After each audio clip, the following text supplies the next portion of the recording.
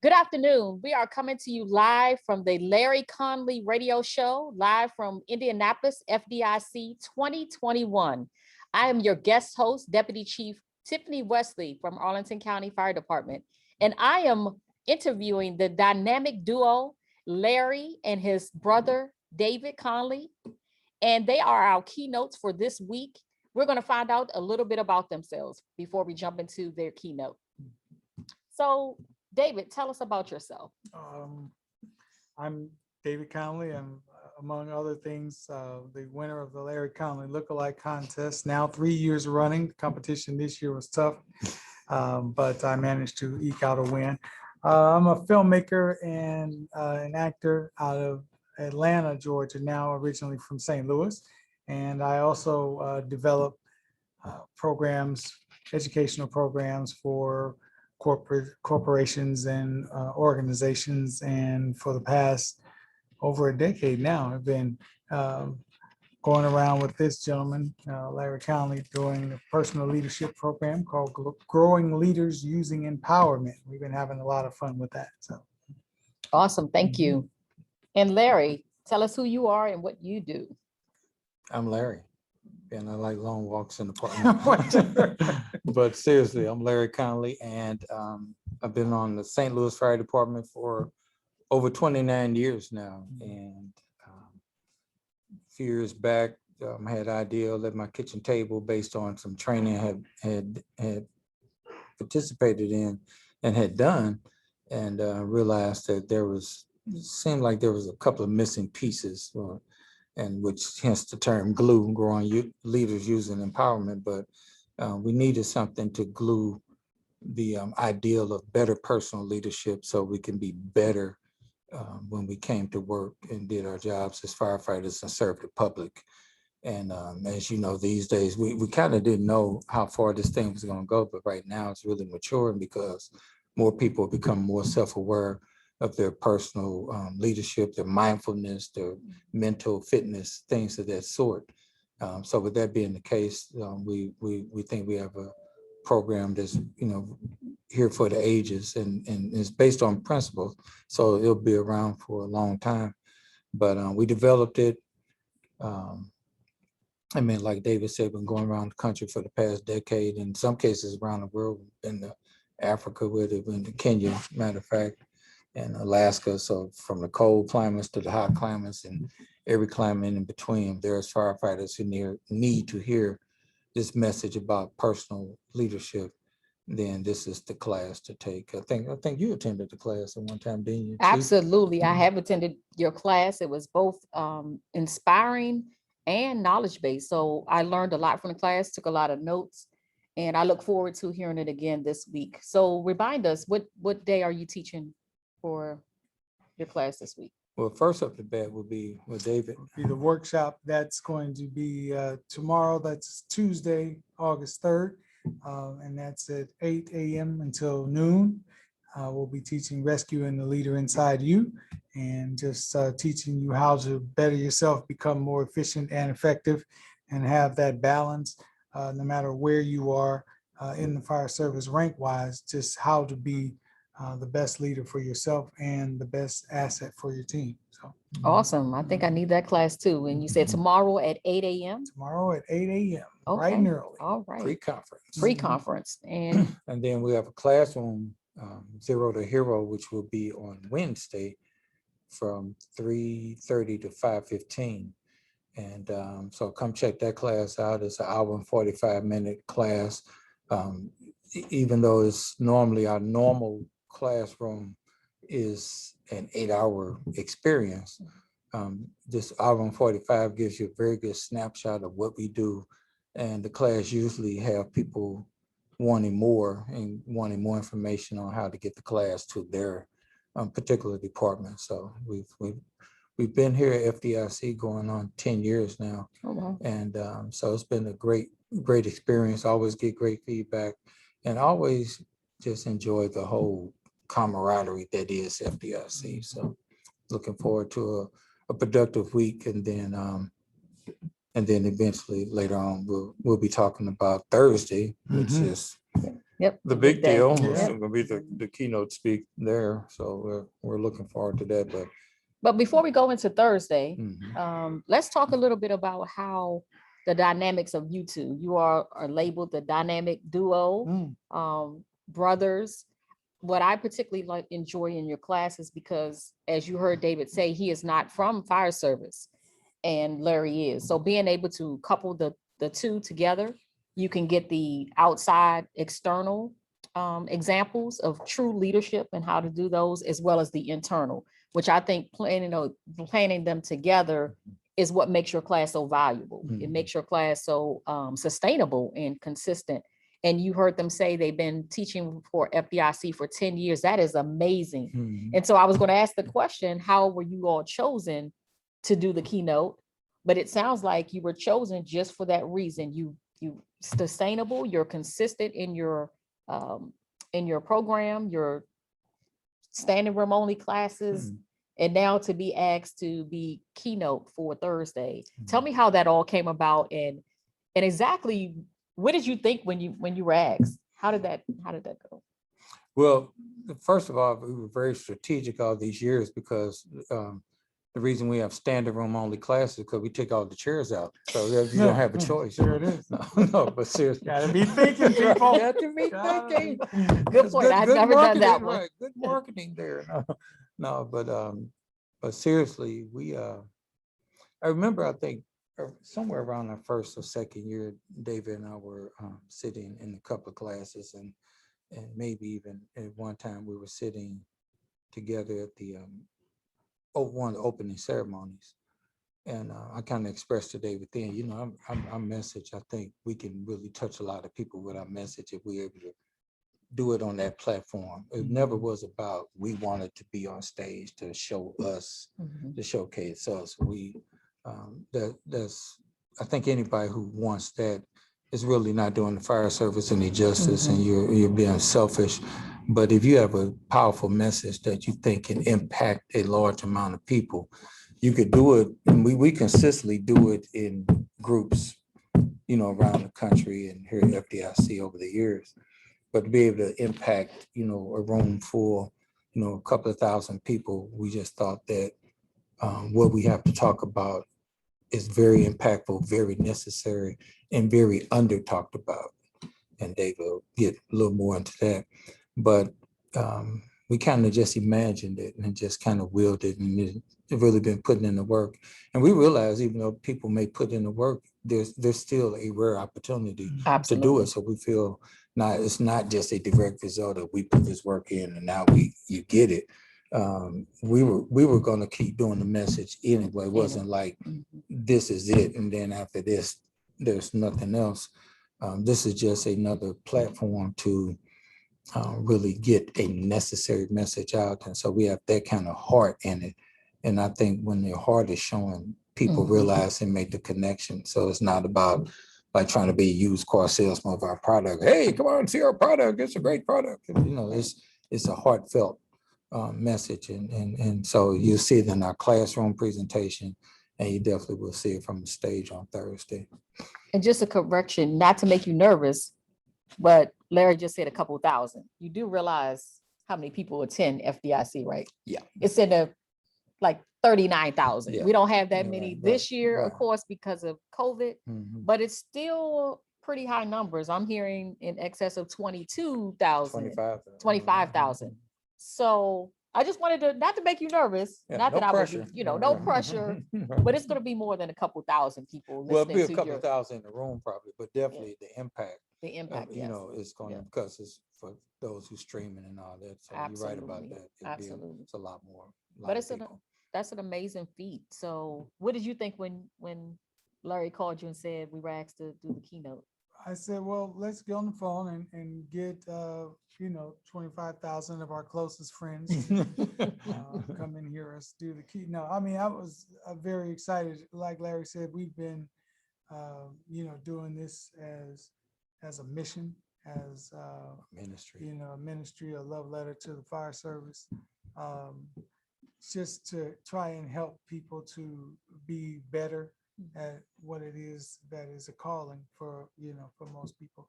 And so we were excited to be able to take that message and to, put it in a different venue and to potentially, reach more people with it. And so, and excited to bring it in a new way. I mean, what you're going to see and experience in the keynote is probably unlike, anything that has been experienced at FDIC.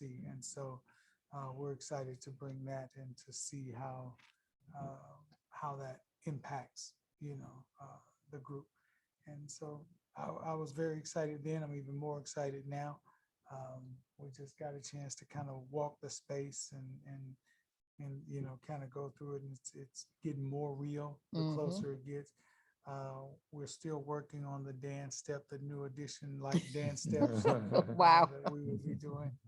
So we're excited about that. I mean, if it isn't love, I don't know Why do I feel this why way? I feel this way, and why she stays on my mind. But anyway, that's just a That's little another preview. show. But once That's the we- show Another after show. That's the FDIC. show after the show. Right. But no, but I mean, again, we're used to trying to bring messages in a way that's innovative, but that impacts and stays with you. Like with our class, one of the things that's really great about it is not only do you get the knowledge of our leadership model, the Empower model, but you also get to really exercise that model in, a sort of interactive learning lab where, we put the heat on you, but you don't lose, you learn. And so it's unlike any other leadership program really that's out there.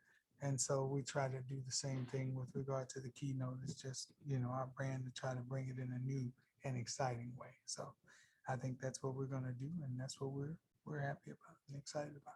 That's exciting. I know I'm excited. And what you just mentioned, your classes they're innovative and they're different than any other leadership. I teach leadership myself, but it's more in line.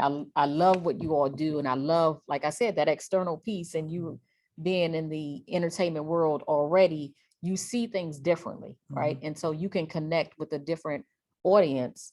And so I think that makes your program so powerful. So we spoke to the program, and I know you can't share the secrets.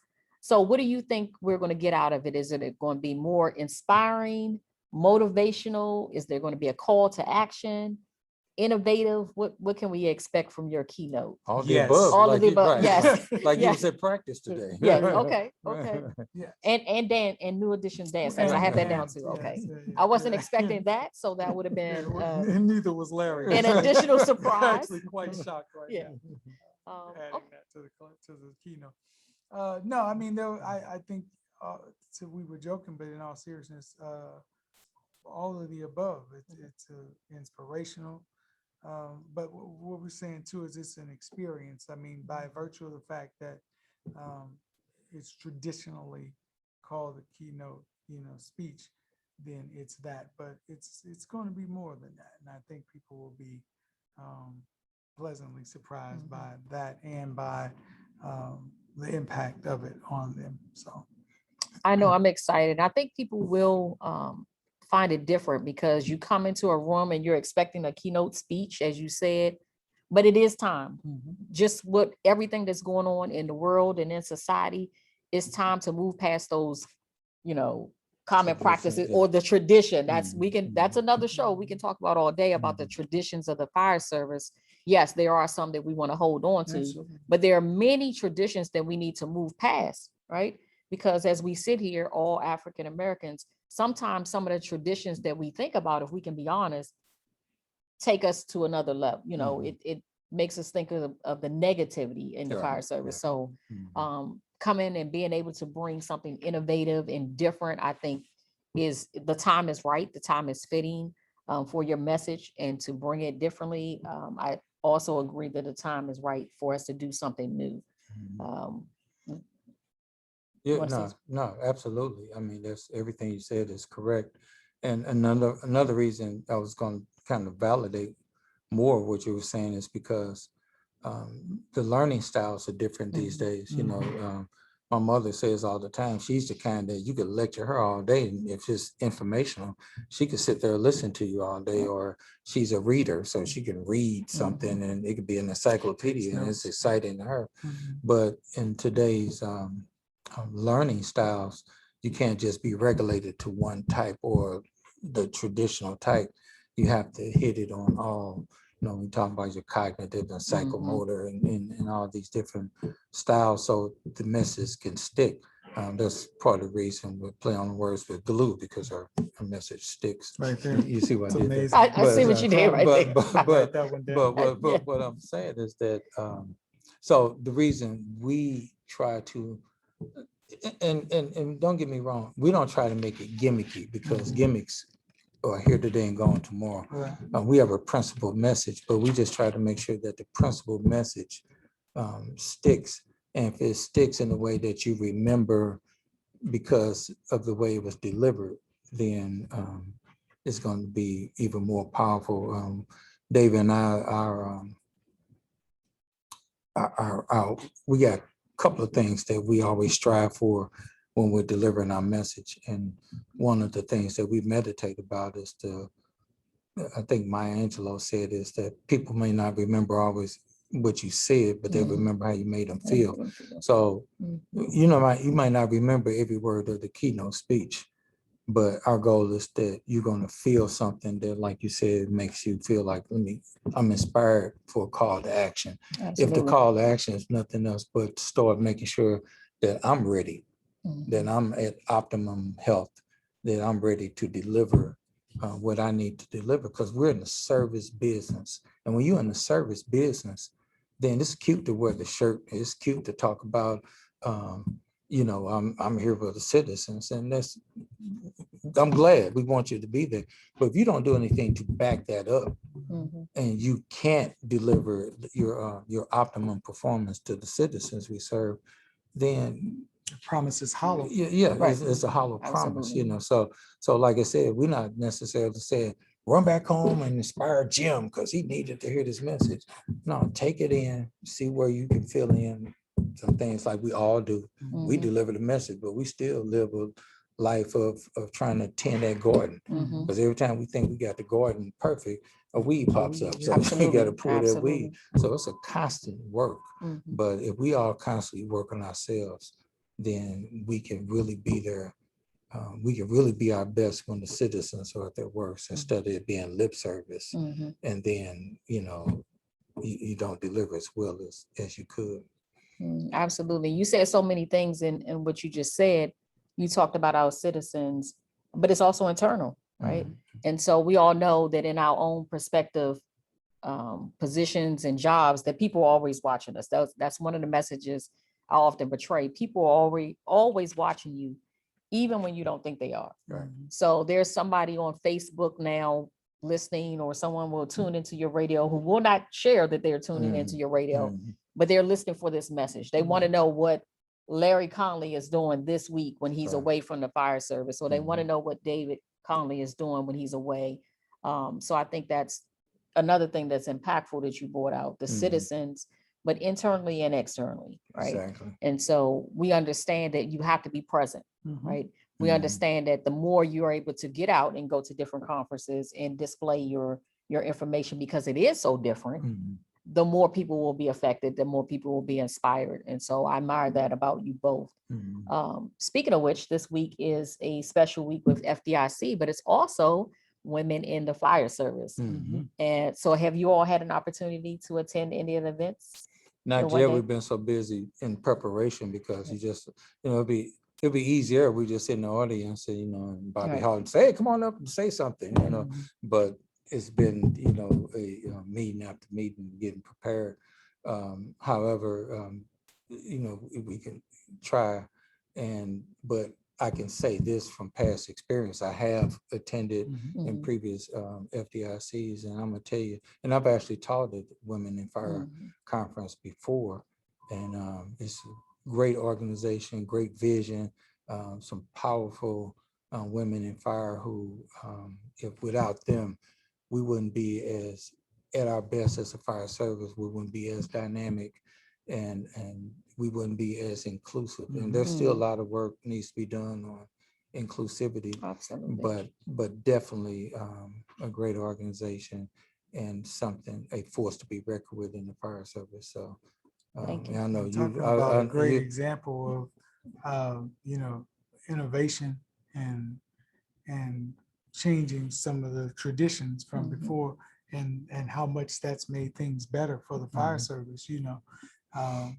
just embracing and increasing, embracing and rising of women in fire services, is showing itself to improve the service overall. Definitely. Absolutely.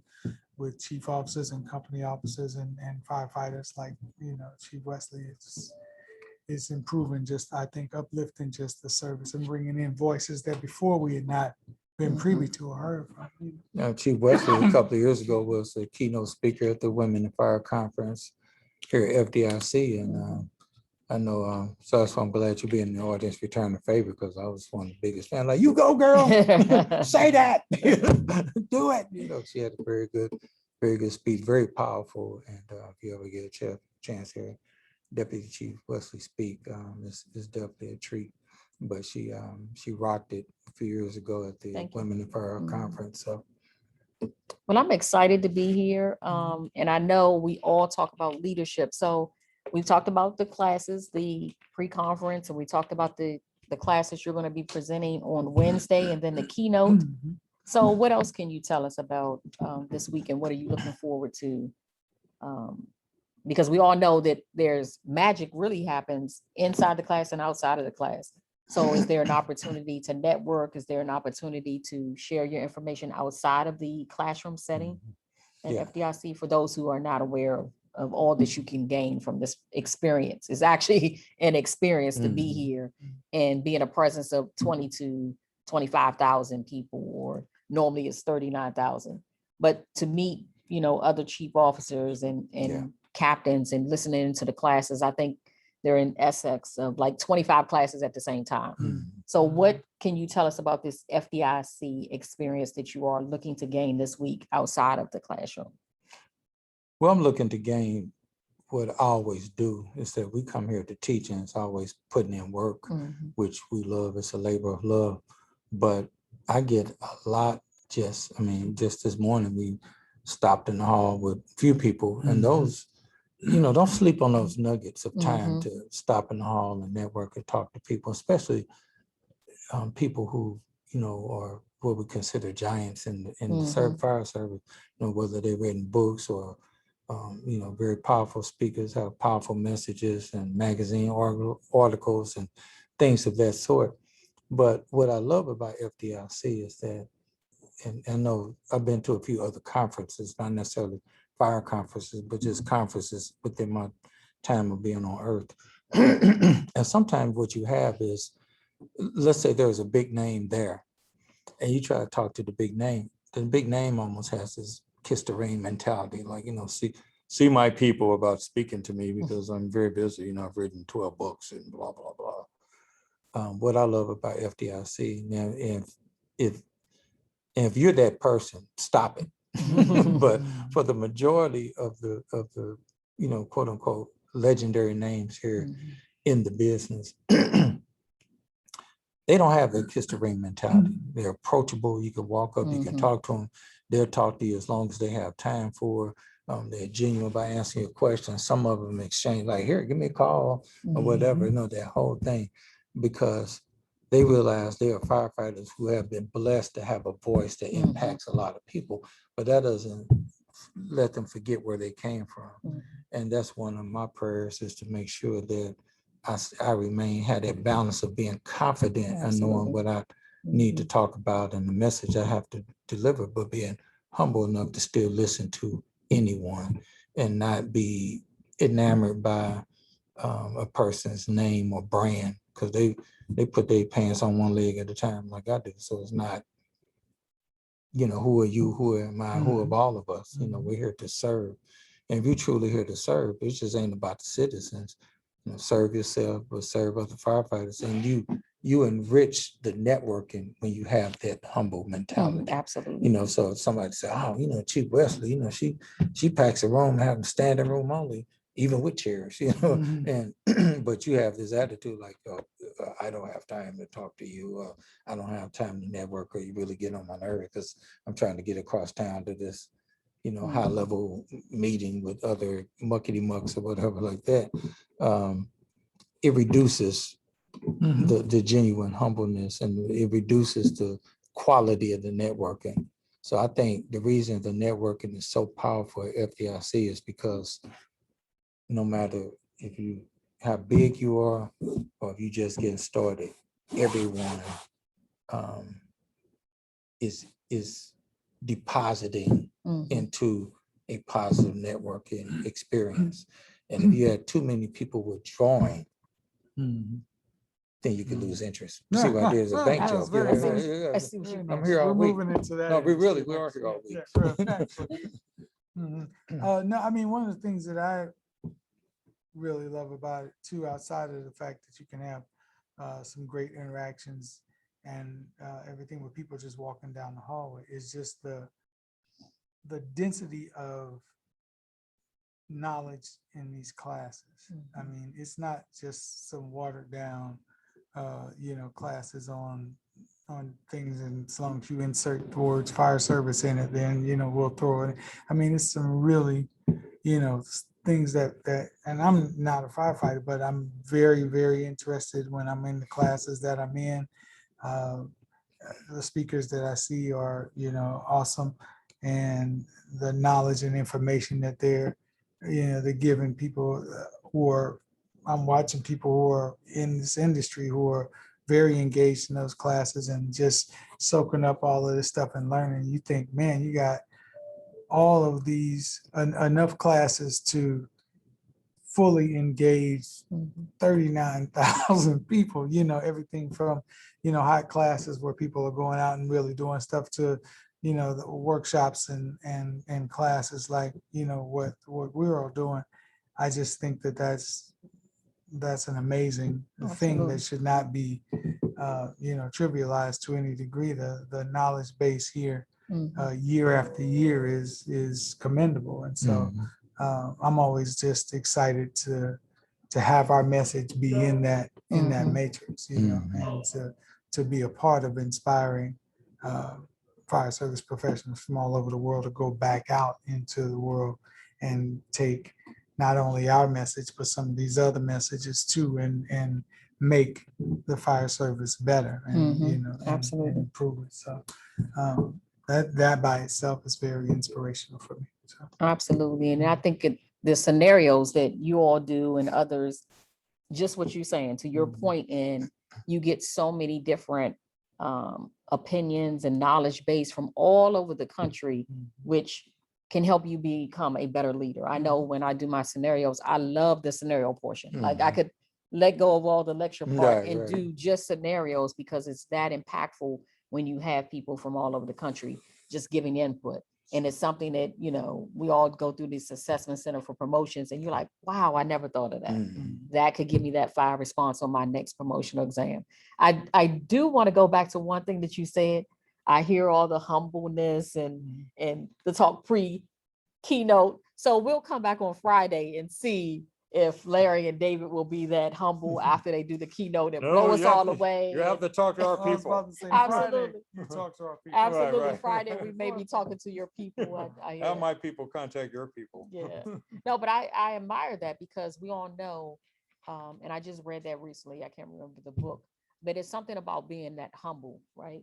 Being humble actually gives you that confidence and that self-awareness, believe it or not, because people understand, we all know, we see the people who may walk up past you and not speak. Do you necessarily see that person as someone that's courageous or someone who has the self-confidence? I know I don't. I look at the person who can stand in the arena, present the message, and still, stand there confidently and totally self-aware of who they are as a person. And even though you may have reached a certain rank or level, you still remain humble, because it's all about giving back to the people, right? Long after we're gone, long after we're retired, we want we want the glue message to still go forth, right? Yes. We want the courageous leadership and the buddy the boss message that I present to still go forth long Yes. after I retire. Yes. And that's what it's all about, giving back Yes. to the ones who are listening to us and being inspired by us. And hopefully they can create content. I was gonna say, Absolutely. David, after you finish that point, that'd probably be a good way to segue into release and status.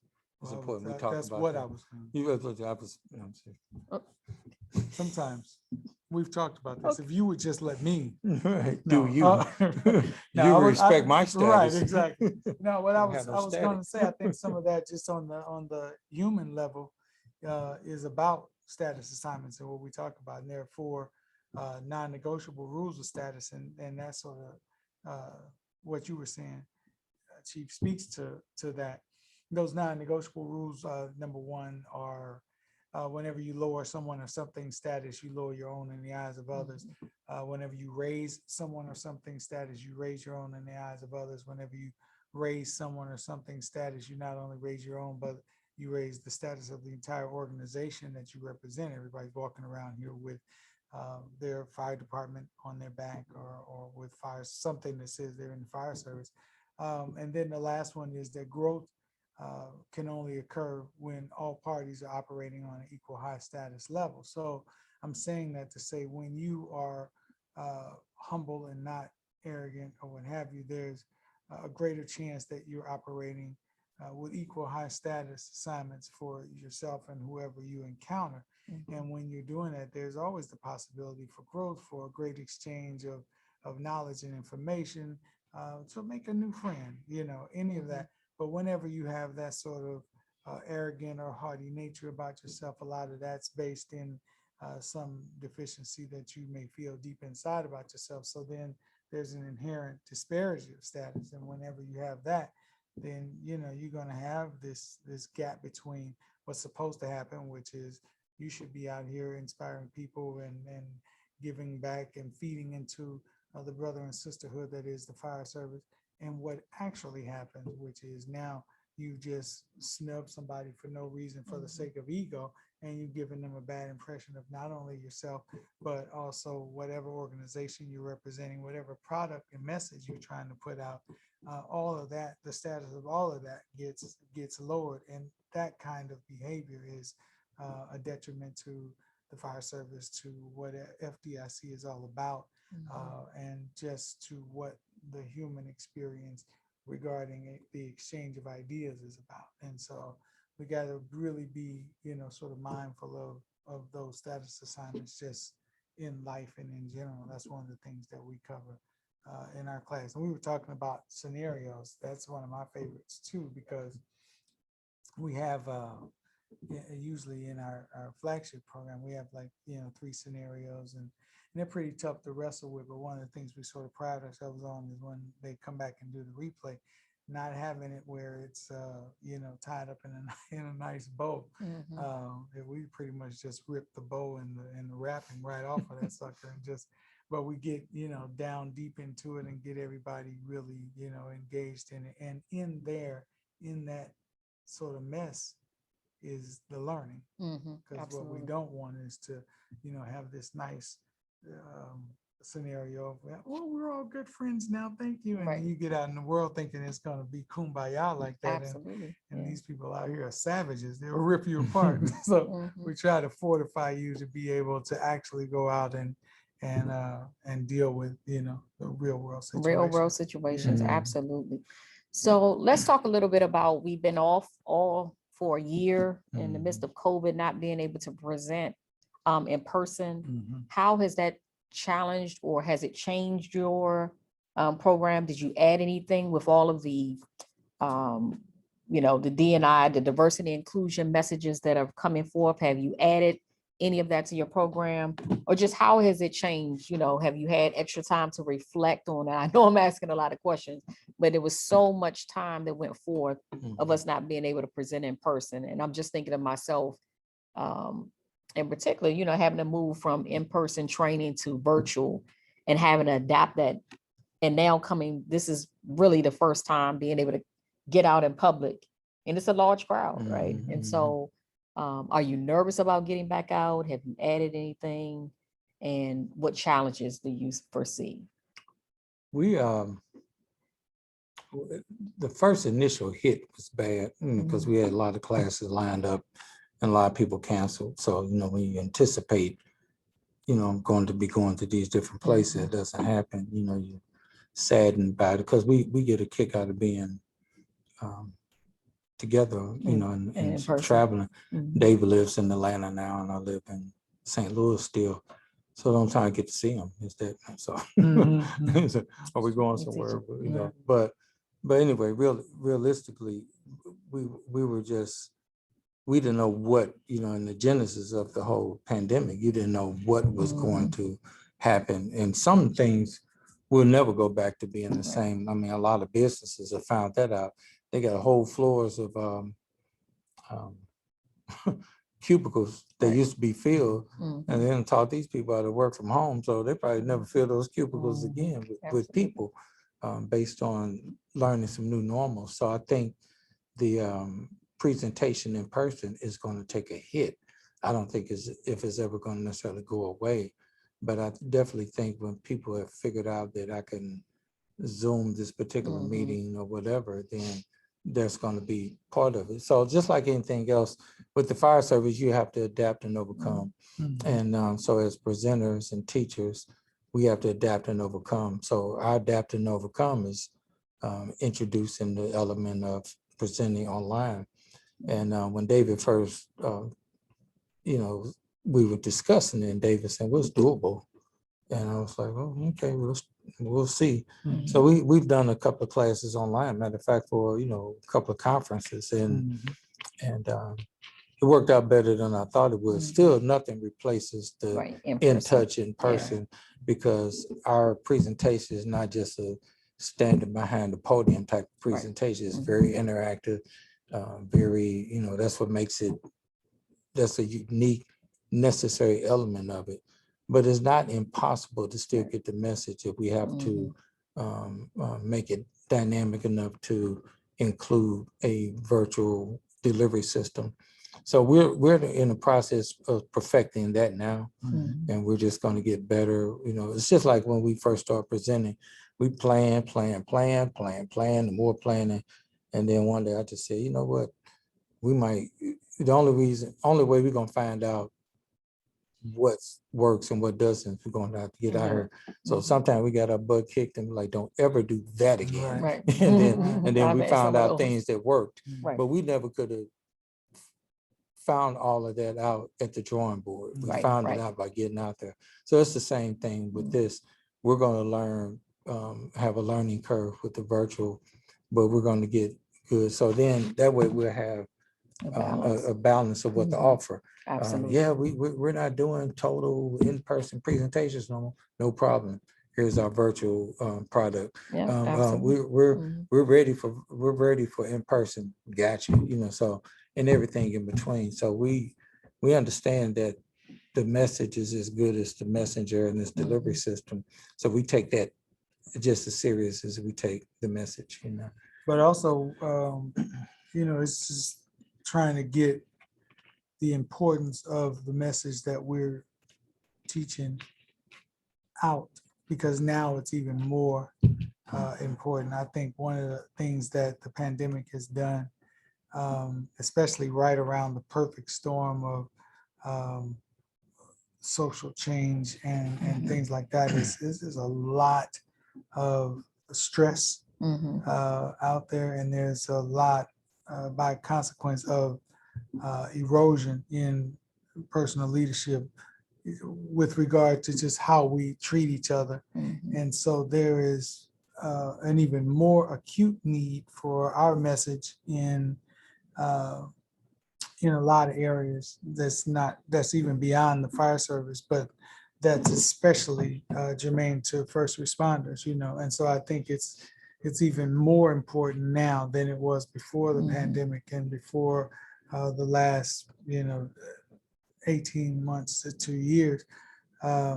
It's even more important for our message to get out there and to get internalized by people, because at the risk of sounding self-serving, it is when internalized the cure for a lot of ills, you know, and but we just need to be able to get that message out, whether it's virtually or in the room. There's nothing like that energy being in the room.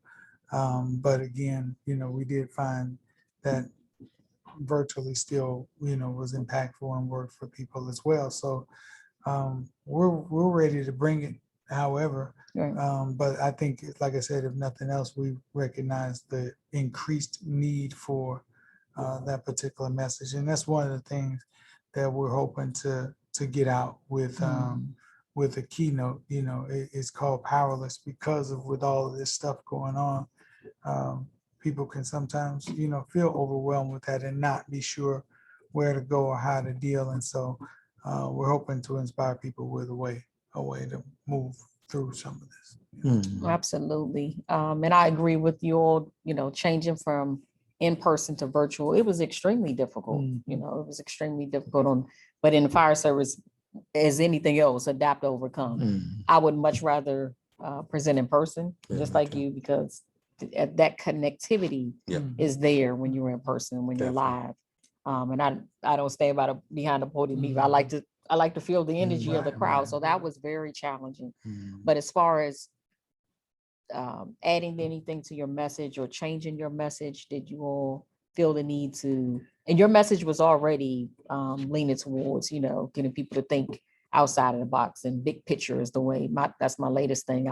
I try to, even at work, I try to talk to people about the big picture and about not seeing things in such a small, what's going on in your station or what's going on in your arena, but you have to think big picture. Right. And that was one of the things I try to institute in all of my classes, just putting that piece in there about now we need to be aware. Now it's already out. It's COVID exposed a lot of things, a mirror of inequities in the world. And so just trying to bring forth that message in our teaching. Have you all I don't think ours had to really change a lot in that way, because like Larry said earlier, it's a principally based leadership program.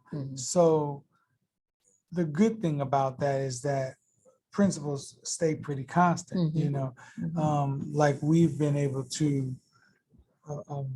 speak to our model, or speak our model to, I should say, a number of things like diversity and inclusion and that kind of thing, because baseline, it's about making you your best self, but also how can I be my best self for you? Right. And in thinking about doing that, especially with some of the principles that we have in the model, like for instance, the mutual victory principle that's in the model. I can't think mutual victory and look at your difference like it's deficient. I can't. Absolutely. Those two things can't exist in the same situation. So if I'm going to have whatever kind of working relationship or whatever with you, I've got to be, again, going back to the status thing, operating on equal high status with you. And as long as we're both doing that, regardless of rank or whatever, it's regardless of rank, regardless of gender, regardless of whatever faith you are, whatever your political part, it's if you stick to those principles instead of those distractions, then, you know, you have less of the problems that the distractions bring forth, you know. And I think a lot of times now people are more focused on those differences and those distractions, and on looking at them in a way that is deficient in an effort to make the person feel better about themselves. Where if you improve self based on principles, you would have less need to do that, you know. And so therefore you would see a serious decline in how much of that acting out gets presented. So in that way, we didn't really have to change the message much to address what it was already addressing in the first place. We were just trying to get the message out more to say, you know, if you did this would, you know what I mean? So that's good what you said. And again, it just ties back to leadership. We know that it's all principle based, but a lot of times I think just going on out and saying what it is will add, because we all know that, just like you said, the mutual status and all that you said about the statuses. I can't wait to hear that class on Tuesday, right? Tomorrow. Yeah, I look forward to now. hearing that. But all that you said, it just makes us all better leaders at the end of the day. Yeah. It's about becoming better leaders and being our best self, no matter how you show up in the Absolutely. world. And doing that as a habit, like a lot of people Yeah. think that you do that when you put on the uniform or what Mhm. have you. But what we're talking about is how do you do that as a human being? Like, how do you show up, as a mother, as a father, as a wife, as a husband, as a friend? How do you just show up as a person? And in that way, you're never off duty. Right. Right, So, right, absolutely. it's about being State of readiness. right, a constant Mhm. state of readiness in that way. That is true leadership. Leadership that you can take on and off that easy is not really It's not leadership. really It's leadership, a absolutely. It's facade. facade. Yeah. Mhm. So Faking we- the funk. right, Mhm. if you will.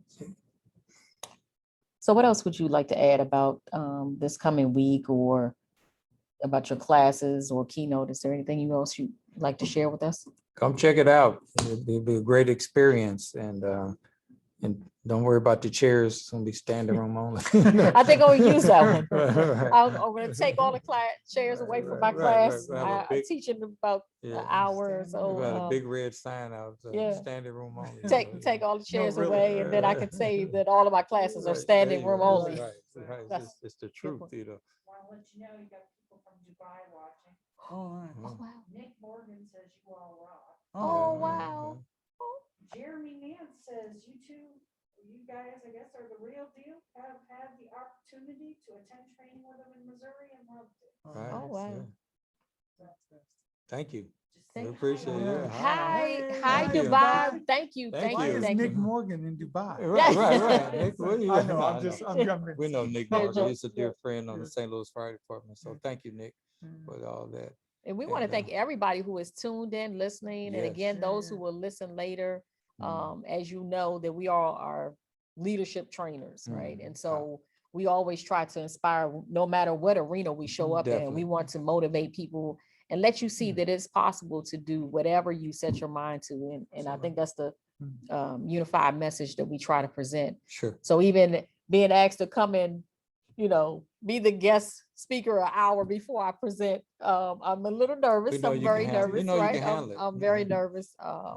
But I would, of course, if this dynamic duo asked me Mm-hmm. to do it, of course I would do it because I know how important this moment is, and I Mm-hmm. know how important this week is, and I'm incredibly excited to be able to witness and to share in this experience. It's going to be an experience. Oh, I most don't know definitely. what they're going to bring, but I Right. know that it's going to bring with these two. It's going to be innovative. It's going to be thought provoking. It's Mhm. going to be mind changing. Changing even if you don't Heart get changing.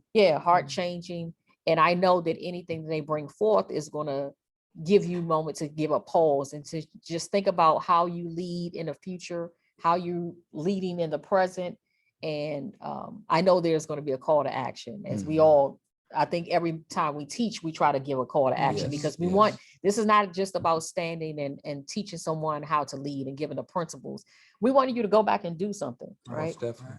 Most Okay. definitely. One of the things we always say at the beginning of class, that the good thing about here, after class, you could take this stuff right now and Immediately. go. If you need to go home first, you can use it at home. Mhm. You can use it because our motto is always better people make better firefighters, and better firefighters make a better fire department. Better fire department makes a better, not just North America, but just a fire service worldwide, period, if we institute these principles. Mhm. And so we totally believe that we've changed because of it, and we've Mhm. seen people change, and we've got witnesses and people we forgot what we've said, and then they remember and then bring it back to us years later, or when we after class, when people come up to us and class ended at 4:30, but we're still Still around talking. at Mhm. almost 6 o'clock talking to people Mhm. because people want to talk about something in the class that resonated with them, Resonated. Mhm. So I just feel blessed. I feel like I'm in a really sweet spot right now. I'm old enough now to Mhm. witnessed some of the stuff that your mama used to tell you a long time ago. You thought it was stupid, but now it works. But I'm young enough to be able to implement it. You know, I'm not like laying up somewhere at 92. So I finally get it. I can't do nothing about it now because I'm laid up at Shady Pines. You know, but I always say that I'm blessed to have David as a partner in crime, because him not being on the fire service, sometimes when we show up and say, well, David's not a firefighter, so he's not a firefighter, sit there with their arms up. Right. They're But what is he skeptical. gonna tell us? You know, Yep. but at the end, they was like, okay, I see why, because David being a award-winning film writer, he wrote, written a number of plays. Also, he's an accomplished actor. He and his wife, that's what they do. And they hail from Atlanta, and that's what they do for a living. That's their bread and butter is acting. So he's very good at it. So my point about that is that when we do the scenarios, we've been to other classes and we respect their efforts, and a lot of times they do have very good outcomes for what they do. But we didn't want our outcomes always to be wrapped up in the bow and like, hey, great job, Tiffany, good. Because you're gonna go back to the fire station and get your lunch handed to you. You think it's validated. So sometimes it's left a little not wrapped up in the bow, a little messy, but it's honest. It's I don't know what, because David, being an actor, has studied not only just human behavior, but firefighter behavior. And we always have some fresh scenarios in the works, because I still work as a firefighter, and you'd be surprised. Sometimes they don't know. Some of these stuff that you deal with is case studies. Absolutely. Every day, every day. Like, man, this is weird, just happened. Yes. Let's go. Right. Yes. That's what this is shoot for. David. Shoot David to tell me like, man, this happened. So we're able to develop a scenario Real from life, it and some possible anecdotes. And then when David get when you have to experience it, when he gets rolling. I mean, we've had people ready to fight us in class before us. They got David put his emotional button, and we were like, "Hey, look, let's all take a break. Let's calm down." I've been in one of the classes where we had to take a break because it's that impactful, and that's what I love. I truly love, and I think it's so unique about your program, because in the fire service, let's be honest, we all group think. We tend to have the same type A personality, and so we think on this side, And so having someone external just come in with different ideals and like, wait a minute, you do know that's crazy what you just said. What you just thought. You don't really think that's going to work. Yeah, I know that's probably your best practice in your fire department, but let me just help you understand. But also in the class, what's good about that with the scenarios is that we can show you. Right. All right, I won't just tell you it won't work. Yeah, I'm often like, no, do that. Let's see how that goes. Right. And then after that, we and it doesn't matter the rank. We figured that out. I remember one of our first classes we did at FDIC it was a pre-conference actually, and it was like just a bunch of chiefs and chief officers. So when I went around the room and I was like, hey, introduce yourself. So during the break, I'm like, David, these are all chiefs, and he's like, so David don't have any connection. Like, they're people to me. Yeah, like, exactly. Right. But we were, so I'm thinking like, not like necessarily water it down, but you didn't want to be disrespectful. But I'm thinking we were just in the beginning stages, really testing our scenarios and the delivery system. And I'm thinking they're going to nail it. Then where we're going to go from there? Not so much. Not so much. I'm not being insulting. I'm just saying that made us realize that as people, we all, myself included, we all need constant help, constant work, constant lane. And I realized that these people who are running departments, running divisions of departments and things like that, some of it still needed work. And that's why we say glue is like the mortar. If you had a brick house, glue is the mortar. If you build in a house, what holds that house together for hundreds of years is the mortar. That's why the bricks don't fall out during the storms of life. If you're a person been in the business for a while, you just need some tuck pointing because some of your glue has eroded, some of your mortar has eroded. So we have something for everybody from the beginning to the end and everything in the middle of your fire service experience. And I can attest to that. I'm a chief officer, but just because you put on that 3, 4, 5 bugle pin doesn't mean that pen that doesn't give right, you right, that. right. Now you bless. Oh. Yeah, now you get it Right, right. instantaneously. No, it's still a learning process. That's why every time I have an opportunity to speak at a conference, I also attend the classes because it's ever learning, it's ever changing, and to remain relevant Yeah. in the fire service, you have to continue to learn. Yes. I can't tell you how many times I've, prepared for a class and I'm like, wow, this is good for me personally. I learned something from, not in an arrogant way, but I learned something from what I just read and what I'm getting ready to present to someone else. And so if Most definitely. when you get ask yourself that, yeah. you have to, what rank is it that you reach where you stop being a human being? absolutely, Right, absolutely. right, We There all is none. fail, So, yeah. you know what I Right. mean? As long as I you're made it. right, as long as you're a human being, there's always going to be, Absolutely. things that you could do better, things that you Things do that you very don't know. well, things that you never Yeah. know, The right? day that you think you know every day, You need to- everything is the day that you're the dumbest firefighter in the business. So Absolutely. don't be that guy or that gal. Absolutely. Well, we talked about a lot of things. We talked about leadership. We talked about the ever-changing fire service and traditions. And what's the one thing you want to close out with? What's the one thing you want to leave the audience with? And it could be about your class, it could be about your keynote, or just something that you want to impart, because we know everyone is not here at FDIC and everyone is not going to be able to experience that FDIC 2021 experience. So what's something that you want to leave our audience all the way over in Dubai? Thank you for joining us. Right. I just would want people to start, if you haven't, but if you have, continue to invest in yourself. And that's with regard to increasing your knowledge base, to protecting your physical and mental and emotional well-being. Just try to reach and maintain a steady level of readiness. So Thank you. Yeah, I would say pretty much the same thing. Continue to invest in your greatest resource, and that's you. You can do all this external stuff. You can wear the cool shirts, you can have the latest leather helmet, you can have all that, but it doesn't mean anything if it's outfitting a shallow or less than substance vessel. So your vessel has to be full of substance, and so feed that, and then everything else will come from that wellspring. But a lot of us these days, we are our social media page, or we are our image, or we are, whatever all of that is, only to find out when you look behind the curtain like the Wizard of Oz, there's just this little scary little person trying to work the big loud, scary image. Don't be that person. Work it from the inside out. And we work that personal leadership from the inside out. What's for you will be there for you, and what's not for you won't.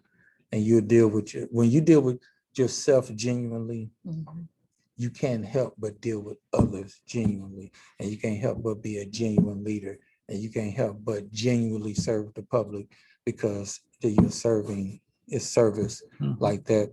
So when you think of it like that, I think you have a long quality of your fire service career, the quality of your personal relationships, all of that, or more improved when you do that, instead of building this image that you got to always feed the facade.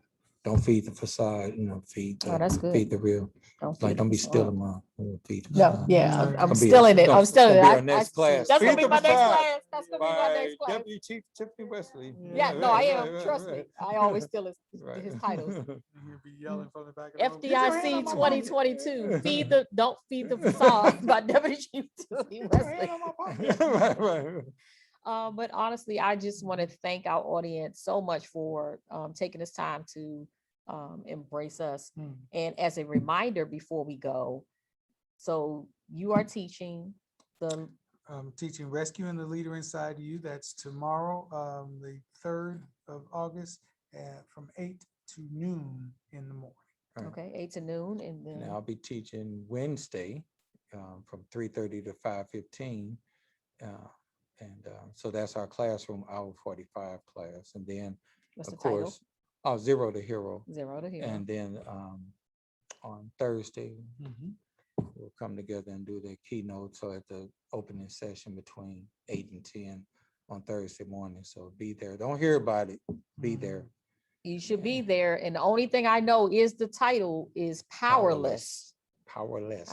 Powerless. I've seen some pretty incredible images. You heard it first here that this is his job, his full-time job, professional actor. So I would encourage you to be here if at all possible for the awesome keynote on Thursday, Powerless. Powerless. Powerless. And I want to say too, before we go, happy birthday to my son, Cortland. He's turning 20 today. I can't believe it. Man, oh man. Oh, wow. Already. Happy And birthday. then my Cortland. daughter, Christine, her birthday is August the 5th on the day we're doing Powerless. Oh, Oh, wow. wow. Yeah, so Happy birthday to been me. times over the years she's made me feel powerless in the Oh, wow. body, That's but I another, love you. that's another class. I love you, baby.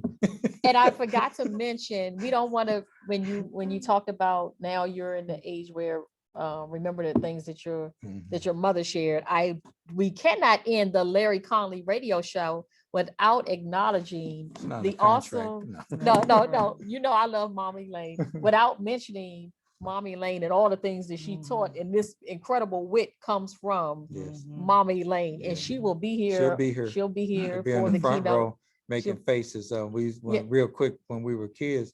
We used to do an Easter speech at church, and we do the Easter speech. And my grandmother, God rest her soul, she'd make us memorize. She didn't want us reading it or cue cards or nothing. And she said, speak loudly and distinctly. Yeah. And she'll sit in the front row just staring at you.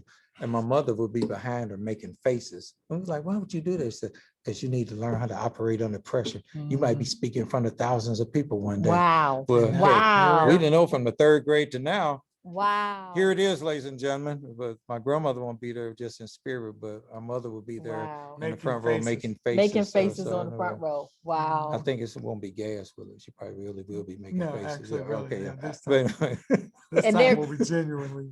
Their comedy show that's another show not for right now. But I just want to thank you for allowing me the opportunity to interview you both. Thank you. What an amazing opportunity to just be in your presence and to continue to learn from you. And I just thank you. And I thank the audience as well for staying on and listening and for commenting. Mhm. Thank you for what you do. Continue to be safe amidst I know we're sitting here. We do want to acknowledge that we all have our masks right next to us and Fully yeah, vaccinated. fully Fully vaccinated. vaccinated. Yeah, fully vaccinated. But be safe, honestly, be be safe. safe in your job. Safe And as travels. safe travels, and as you continue to fight this unusual time and these new norms that we are in, we want to encourage you to be your authentic self, be a better leaders. And if you are on here or on your way, be at the Powerless keynote on Thursday. Thank you. All right, Thank you very much.